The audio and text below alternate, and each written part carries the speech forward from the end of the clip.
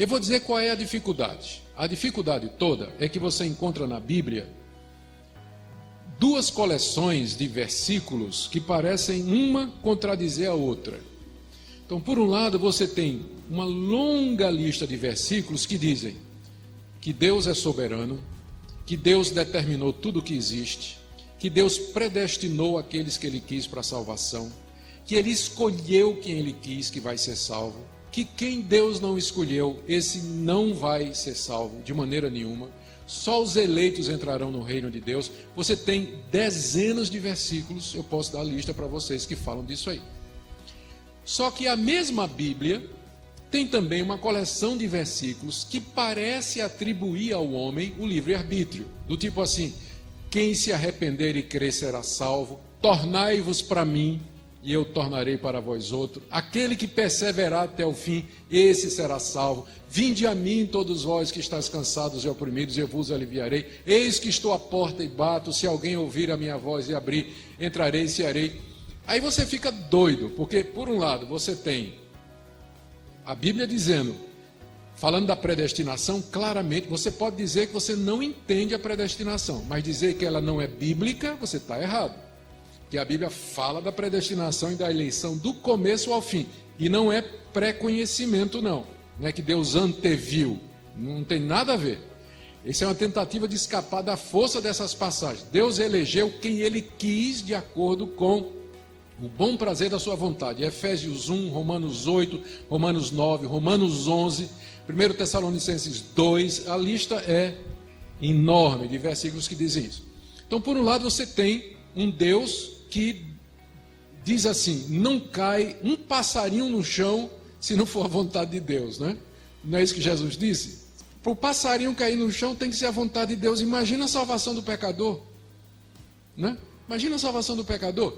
Por outro lado, você vê Deus dizendo, Jerusalém, quantas vezes eu quis ajuntar você como a galinha junta os pintinhos debaixo das asas, e você não quis. Você ouve Estevão dizendo, homens de dura cerviz, vós resistis ao Espírito Santo. Então como é que isso encaixa? A gente tenta combinar a soberania de Deus com o livre-arbítrio. E a resposta é impossível. Você não tem como. Isso é aquilo que nós chamamos em teologia de antinômio. Antinômio é quando você tem duas verdades que parecem se contradizer uma à outra. Deixa eu dar exemplo de mais dois antinômios na Bíblia. A doutrina da Trindade. Você vai encontrar um monte de versículos que dizem assim, só tem um Deus. Só tem um Deus, Ele é o único Deus verdadeiro. Ouve, ó Israel, o Senhor nosso Deus é o único Senhor.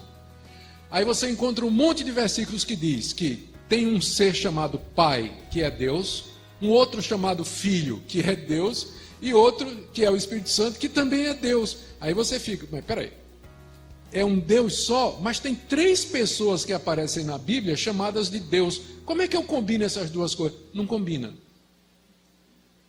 É o que a gente chama de um mistério. É revelado. Você tem que aceitar que há um só Deus que subsiste em três pessoas. Não é um Deus de três cabeças, não são três deuses, não é um Deus que se manifesta de três formas diferentes. São três pessoas distintas que são um único e verdadeiro Deus. Ou seja, na matemática de Deus, 1 mais 1 mais 1 igual a 1. Na nossa, 1 mais 1 mais 1 igual a 3. Na de Deus, 1 mais 1 mais 1 igual a 1. Outro antinômio. A Bíblia fala de Jesus, tem várias passagens que se referem a Jesus Cristo como sendo o verdadeiro homem. Ele chorou, ele sentiu raiva, ele se entristeceu, ele cansava, ele comia, ele dormia e ele sofreu e ele morreu. Tem uma lista de outras passagens que diz que Jesus é Deus, que ele já existia antes de vir ao mundo, que ele e o Pai são um, que ele é o Filho de Deus, que ele é eterno, que ele é onisciente e ele é onipotente. Agora me responda, se ele é Deus, quem é que morreu na cruz? Que Deus não morre. Resposta, não sei. As duas naturezas de Jesus é mais um outro mistério que a Bíblia revela e que a gente não consegue compreender. Não é que é uma contradição, é acima da nossa lógica.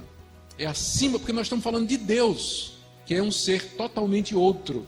Ele é totalmente outro. Então, nós não temos como entender determinadas coisas. Então, a doutrina da predestinação e da responsabilidade humana se encaixa na mesma categoria. Deus é absolutamente soberano, só vai para o céu quem Deus escolheu e chamou. Pode ter certeza disso, é isso que a Bíblia diz. Por outro lado, você é responsável por sua decisão. Se você vai para o inferno, é porque você disse não, é porque você não quis. E se você for para o céu, é porque Deus chamou você. Todo crente de joelho, ele é um calvinista. Porque quando ele está de joelho, como é que ele ora? Ele ora assim, ó Deus, eu te agradeço. Você ora assim, ó Deus, eu... Não, desculpa. Você está de joelho dizendo assim, eu me agradeço porque eu tomei a decisão. Vou para o céu porque eu tomei o livre-arbítrio da forma correta. Eu me agradeço. É assim que você faz quando está de joelho? Não, não. Como é que você agradece? Deus, eu te agradeço porque se o Senhor não tivesse tocado meu coração, se o Senhor não me tivesse dado a oportunidade. Então, todo mundo de joelho é um calvinista. Agora, quando ele se levanta, o que é que ele faz? Chega para o vizinho e diz, se converta. Não é isso que ele faz, né? Se converta, se arrependa dos seus pecados. Então, todo calvinista de pé é um arminiano. Agora, veja só, deixa eu contar uma ilustração aqui que talvez ajude mais essa questão. Imagine aqui uma rua, tá? Você tem uma rua aqui, uma calçada, e tem uma porta bem grande, escrito em cima assim, vinde a mim todos vós que estáis cansados e oprimidos, eu vos aliviarei. Aí a multidão está passando, muita gente para, olha a placa, vê o convite, uns, olha assim, vai embora, não está interessado. Outros ficam curiosos por um tempo, bota a cabeça dentro assim, olha, quero não, aí vai embora. Aí chega um que para, lê, vinde a mim, aí eu quero, eu vou. Ele entra, e quando ele entra, ele olha para a porta pelo lado de dentro, em cima do umbral está escrito, só pode vir a mim aquele que o Pai trouxer. Não é? Antes de entrar, vinde a mim. Você diz, eu vou. Quando você entra, você olha para trás e diz, eu só vim porque Deus me trouxe. As duas coisas combinam. Elas não se explicam. Não há uma explicação lógica para isso. Como é que pode haver responsabilidade num mundo governado por um Deus que predestinou tudo o que acontece? Então isso não cabe na nossa lógica, mas é o que a Bíblia diz. Tá? Então, minha sugestão, ainda bem que ninguém vai para o céu sob a condição de acreditar na predestinação, tá? Você é predestinado, mesmo que você não acredite, pode ter certeza.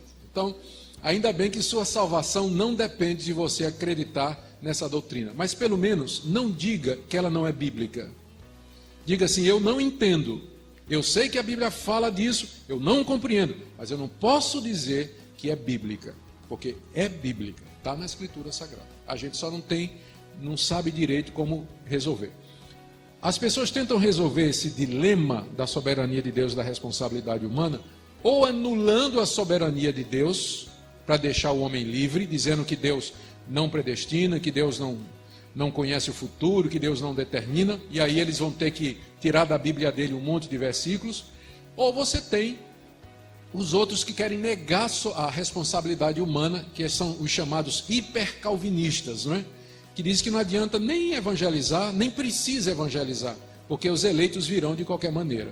Então são os dois extremos que a gente tem que evitar. Nós temos que manter as duas verdades juntas. Pensa nisso da seguinte maneira, se você ficar em cima de um trilho de trem, em linha reta, que vai até no horizonte, você vai ver que as duas linhas vão correndo paralelas e elas nunca se encontram, mas elas se encontram lá no horizonte, não é isso? Então a soberania de Deus e a responsabilidade humana são as duas linhas desse trem, elas correm paralelas na Bíblia e se vão encontrar na eternidade, lá a gente vai compreender. Por enquanto, elas estão correndo lado a lado, não se contradiz, estão correndo lado a lado, mas a gente não sabe como é que elas se relacionam. Tá bom assim? Todo mundo entendeu?